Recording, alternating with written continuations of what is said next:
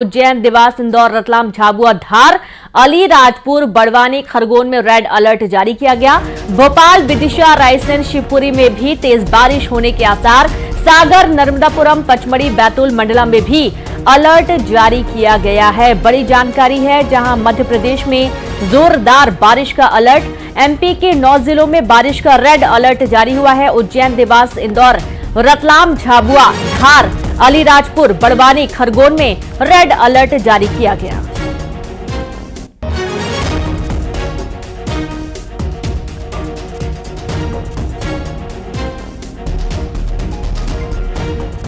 तो 9 जिलों में बारिश का अलर्ट जारी हुआ है। मौसम विभाग ने रेड अलर्ट जारी किया। अलीराजपुर, बड़वानी, खरगोन में भी जोरदार बारिश के आसार बने हुए हैं। और आप ये देखिए कि मध्य प्रदेश में लगातार कई इलाकों में बारिश हो रही है और अभी भी मौसम विभाग का कहना है कि जोरदार बारिश होने की संभावना है।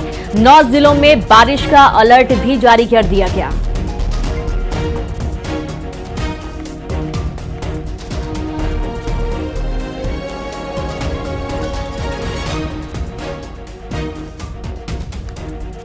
और चलिए सीधे रुक करेंगे हमारे साथ धार से नवीन मेहर, अजय पटवा उज्जैन से, आशुतोष पुरोहित खरगोन से लाइव जुड़ गए हैं। तो सबसे पहले तो नवीन के पास चलते हैं। नवीन, अभी 9 जिलों में रेड अलर्ट जारी किया गया है, कई इलाकों में और भी बारिश के आसार बने हुए हैं। धार में कैसी स्थिति इस वक्त? जी देखिए, बिल्कुल बताना चाहेंगे कि अभी जो है इन दिनों बारिश का दौर जो है वो लगातार जारी है। कई जिलों में जो है प्रदेश के लगातार बारिश हो रही है, तेज बारिश हो रही है, जिसके कारण जनजीवन प्रभावित हुआ है। अभी हाल ही में जो है 9 जिलों में जो है वो रेड अलर्ट जारी किया गया है, उनमें धार भी एक है। और धार में भी जो है रेड अलर्ट जारी किया गया है बारिश को लेकर, और जिसको लेकर यहाँ पर जो है प्रशासन भी तैयारियों में जुटा हुआ है। और जो है हर प्रकार की तैयारी यहाँ पर की जा रही है कि कहीं बारिश से कोई बड़ा नुकसान ना हो। क्योंकि धार जिले में नर्मदा भी आती हो, नर्मदा के कई हिस्से जो है धार जिले के कई हिस्से जो है इसमें आते हैं।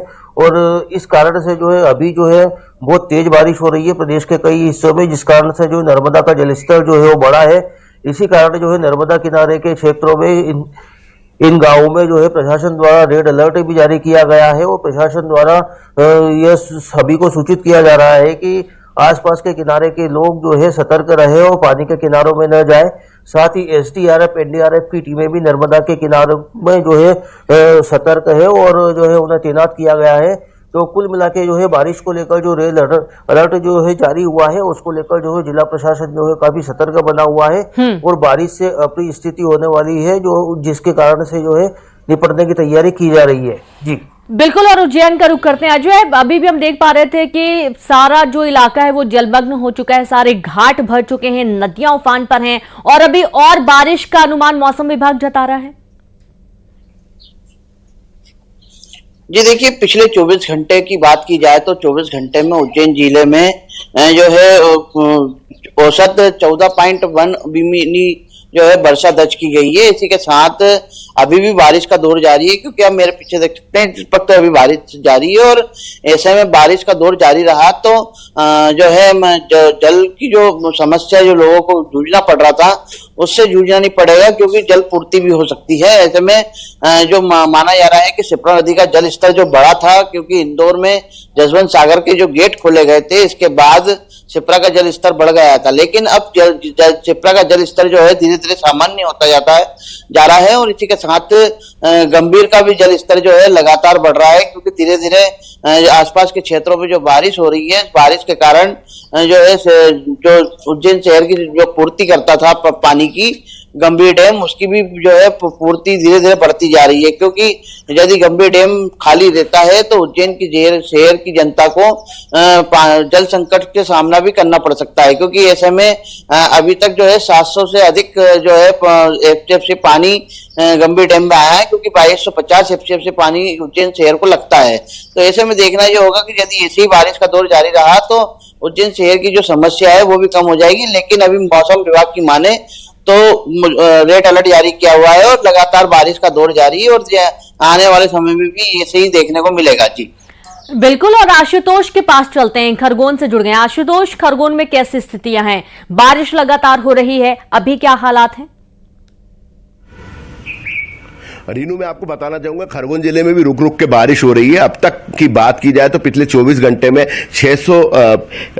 24 घंटे में करीब 22 मिलीमीटर बारिश हुई है और अब तक जिले में रिकॉर्ड तोड़ 626 मिलीमीटर बारिश हो चुकी है, जो पिछले वर्ष 379 मिलीमीटर ही बारिश थी। तो मौसम विभाग के द्वारा रेड अलर्ट जारी करने के बाद कलेक्टर कर्मवीर शर्मा, एसपी धर्मराज मीना ने सभी पुलिस अधिकारी और राजस्व अधिकारियों को निर्देश दिए हैं कि विशेष रूप से जो खरगोन जिला है ये आदिवासी बहुल जिला है और यहाँ पर जो रपटे हैं, पुल पुलियां हैं, उस पर सतर्कता जरूर रखी जाना चाहिए। तो इसको लेकर प्रशासन के द्वारा सतर्कता जारी की गई। विशेष रूप से पुलिस कर्मियों को बोला गया है कि वो जो रपटे हैं कोई जान जोखिम में डालकर ना निकले। जहां तक बात की जाए तो अभी नर्मदा में भी जल स्तर लगातार बढ़ रहा है।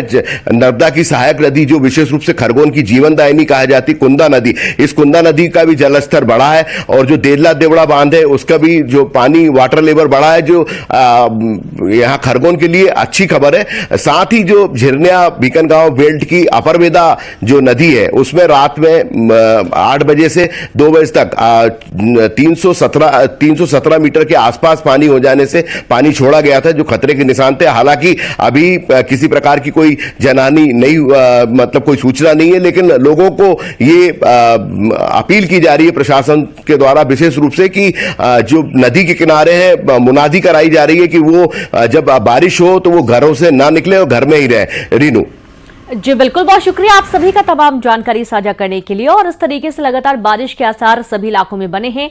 मध्य प्रदेश के कई जिलों में लगातार बारिश ने जनजीवन को बुरी तरह प्रभावित कर दिया है।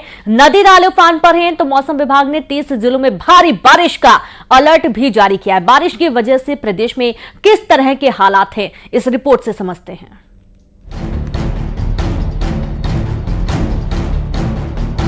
एमपी में बारिश जोरदार, रहो खबरदार।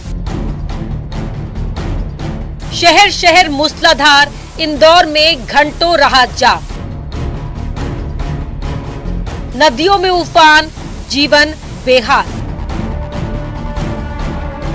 सड़कें जलमग्न, डैम लबालब।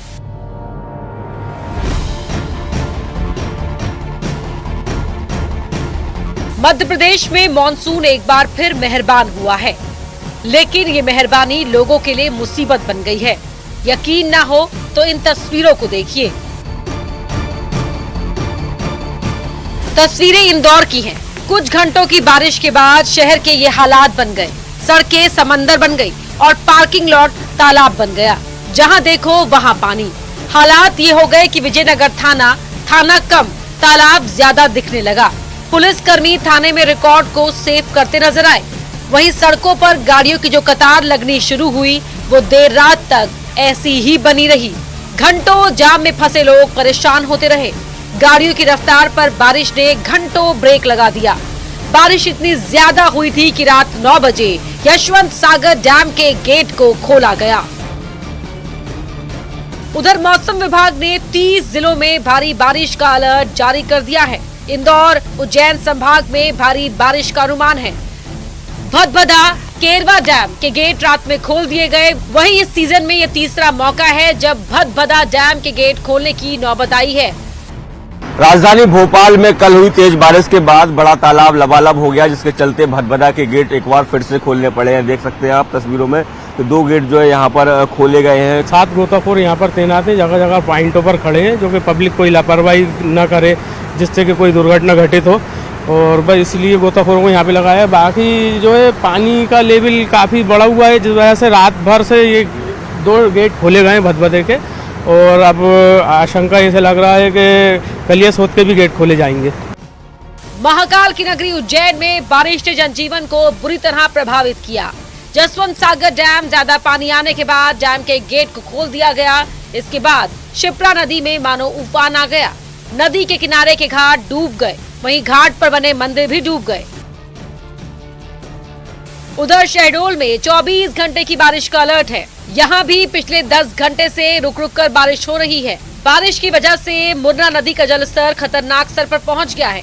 ये नदी खतरे के निशान से 7 फीट ऊपर बह रही है। नदी में आए उफान की वजह से उमरिया, कटनी, जबलपुर सड़क पर यातायात प्रभावित हुआ है।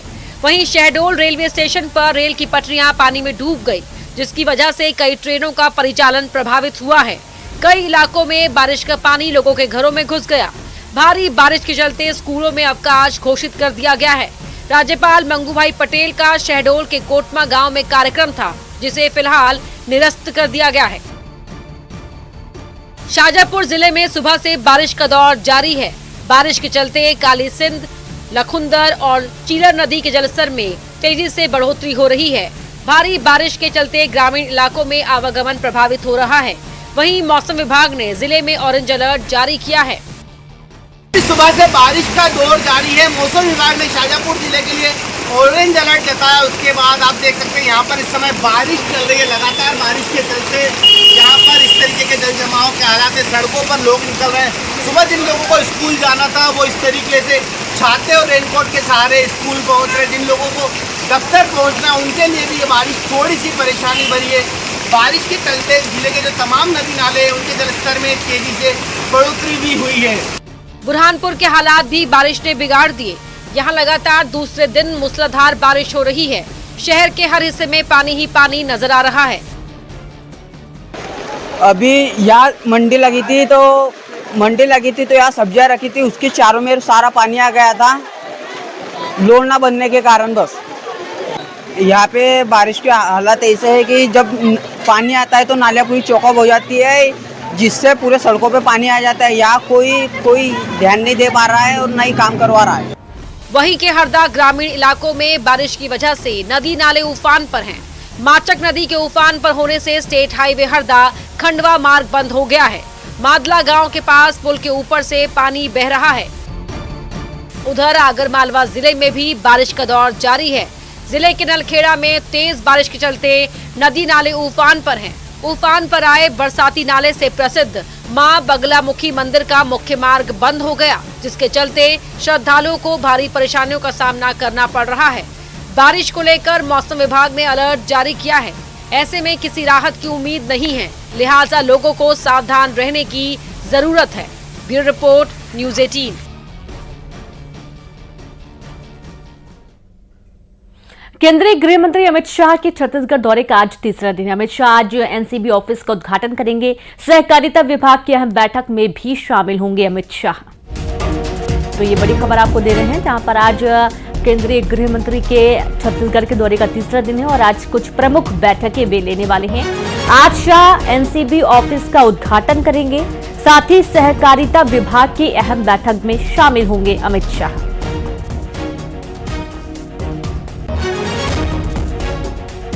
और सीधे रुक करेंगे संवाददाता तनु वर्मा रायपुर से जुड़े हैं। तनु, आज अमित शाह का तीसरा दिन है छत्तीसगढ़ के दौरे पर, और क्या कुछ खास बैठकें, क्या कार्यक्रम आज विस्तार से बताइए। जी बिल्कुल, देखिए केंद्रीय गृह मंत्री अमित शाह के दौरे का आज तीसरा दिन है और आज भी केंद्रीय गृह मंत्री अमित शाह जो है वो कई कार्यक्रमों में शामिल होने वाले हैं, जिसमें सबसे पहले करीब 10:30 बजे एनसीबी कार्यालय का जो है उद्घाटन किया जाएगा और इस दौरान केंद्रीय गृह मंत्री के द्वारा जो एनसीबी की जो एनुअल रिपोर्ट है और उसके साथ ही नशा मुक्त भारत पर वो जो है सारांश जारी करेंगे। और इस पूरे बैठक का मुख्य उद्देश्य देश में मादक पदार्थों की तस्करी और उनके दुरुपयोग में शामिल होने वाली केंद्रीय और राज्य की एजेंसियों के प्रयासों के बीच समन्वय स्थापित करना जो है वो रहेगा। और इसके बाद करीब 1:30 बजे सहकारिता प्रकोष्ठ की बैठक केंद्रीय गृह मंत्री लेंगे और इस दौरान इन सभी कार्यक्रमों में केंद्रीय गृह मंत्री के साथ छत्तीसगढ़ के मुख्यमंत्री विष्णुदेव साय भी शामिल रहेंगे, क्योंकि माना जा रहा है कि साय सरकार जल्द ही नई सहकारिता नीति जो है वो लागू कर सकती है, जिससे ग्रामीण एरिया में सहकारिता को फिर से एक बार मजबूत किया जा सके। तो ऐसे में माना जा सकता है कि सहकारिता प्रकोष्ठ की बैठक के बाद कुछ अहम फैसले आज सरकार के द्वारा जो है वो लिए जा सकते हैं। और इसके बाद करीब 3 बजे केंद्रीय गृह मंत्री पीपल फॉर पीपल कार्यक्रम में जो है वो शामिल होने वाले हैं और इस कार्यक्रम के बाद एक पेड़ माँ के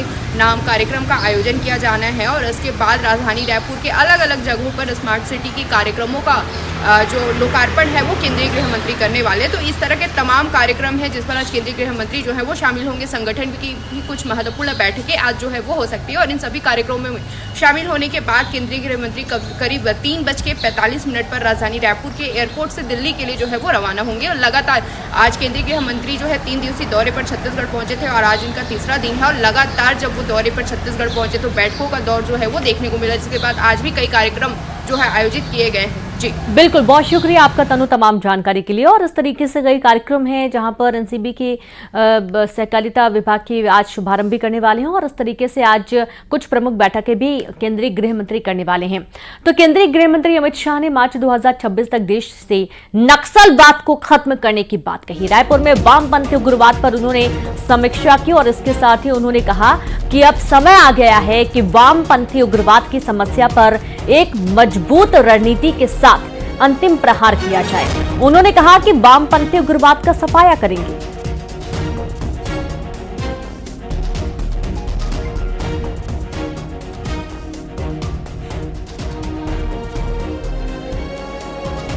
तो मार्च 2026 तक नक्सलवाद का सफाया होगा, शाह ने कहा। और जैसा कि आपको मालूम है कि नक्सलवाद के खिलाफ एक बेहतर रणनीति बनाने के लिए कुछ प्रमुख बैठकें भी उन्होंने की है। तो वहीं जब उन्होंने वामपंथियों के खिलाफ प्रहार की बात कही, कुछ प्रमुख जो बिंदु है वो आपको बता रहे हैं। नक्सली हमलों में 53% की गिरावट देखी जा रही है। तो वहीं 14 बड़े नक्सली उग्रवादी मारे गए हैं और इसी दौरान कई बड़े नक्सलियों ने सरेंडर किया। मार्च 2026 तक देश नक्सलवाद मुक्त होगा। सीएम विष्णुदेव साय की सरकार में विकास तेजी से बढ़ा है। छत्तीसगढ़ की साय सरकार में 189 नक्सली ढेर किए गए हैं। वहीं छत्तीसगढ़ में 540 नक्सलियों ने आत्मसमर्पण भी किया है। सुकमा के 6 गांवों में 4 दशक बाद वोटिंग हुई और नक्सल पताल में भी छिप जाएं तो उन्हें मारा जाएगा। ये प्रमुख कुछ बातें जो केंद्रीय गृह मंत्री अमित शाह ने अपने भाषण के दौरान कही हैं।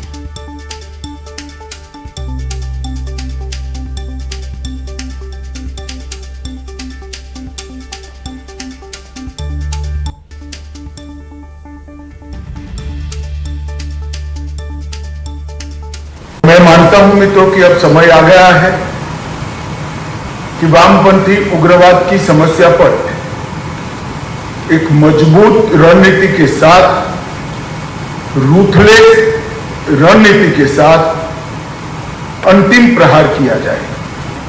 मुझे विश्वास है कि हमारी लड़ाई अंतिम चरण में पहुंची है और हम देश को 2026 मार्च तक पूर्णतया नक्सल समस्या से मुक्त कर पाएंगे।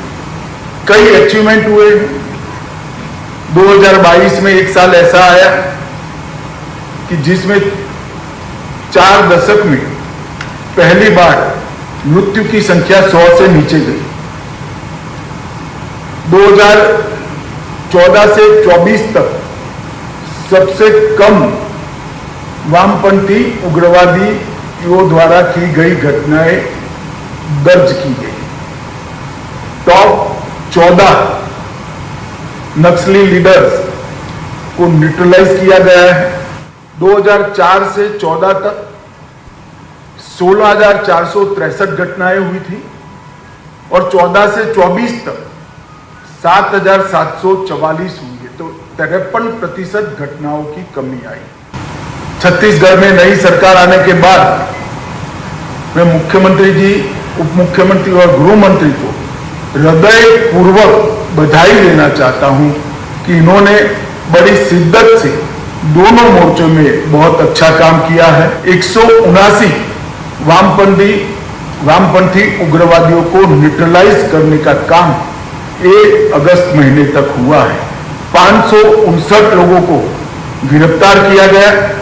540 ने आत्मसमर्पण किया है और हिरमा के गांव में हमारा गृह मंत्री जाकर गांव वालों से बात कर उनको आधार कार्ड और आयुष्मान भारत का कार्ड देता है तो दिल्ली में बैठकर बहुत संतोष होता है।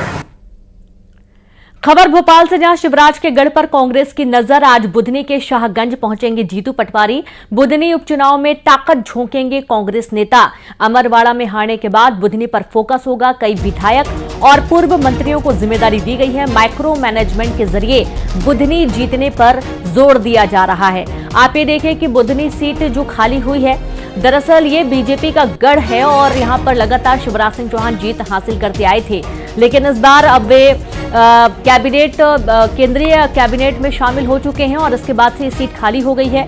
बुधनी विधानसभा सीट खाली होने के बाद यहां पर उपचुनाव है और अब जीतू पटवारी यानी कि कांग्रेस पूरी कोशिश कर रही है कि यहां पर जीत हासिल की जा सके और बीजेपी के गढ़ में सेंध लगाई जा सके। इसके चलते लगातार जो पूर्व मंत्री हैं उनको जिम्मेदारी सौंपी गई है। और आगे बढ़ेंगे, जहां मोदी सरकार ने केंद्रीय कर्मचारियों के लिए यूनिफाइड पेंशन स्कीम का बड़ा ऐलान किया है। मोदी कैबिनेट ने यूपीएस यानी यूनिफाइड पेंशन स्कीम को मंजूरी दी है। 1 अप्रैल 2025 से ये यूनिफाइड पेंशन स्कीम लागू होगी। रिटायर कर्मचारियों को भी यूपीएस का फायदा मिलेगा। 25 साल तक काम करने वालों को पूरी पेंशन दी जाएगी। खास बात यह है कि जो लोग 2004 से मार्च 2025 तक रिटायर हुए हैं उन्हें भी इस पेंशन स्कीम का लाभ मिलेगा। साथ ही उन्हें ब्याज के साथ एरियर का भी भुगतान होगा।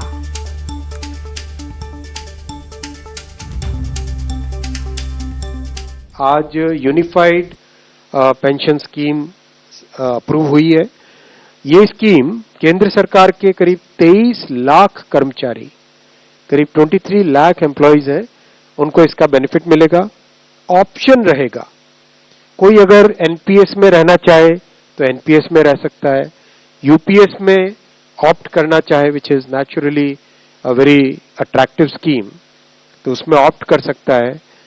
प्लस राज्य सरकारें अगर इसी फ्रेमवर्क को, इसी आर्किटेक्चर को यूज करना चाहे तो राज्य सरकारें भी इस आर्किटेक्चर को यूज कर सकती है। अगर राज्य सरकार के कर्मचारी भी इसमें शामिल होते हैं तो करीब 90 लाख के आसपास टोटल कर्मचारी इसका बेनिफिट मिलेगा। और चलिए अब देखेंगे 20 बड़ी खबरें तेज अंदाज में।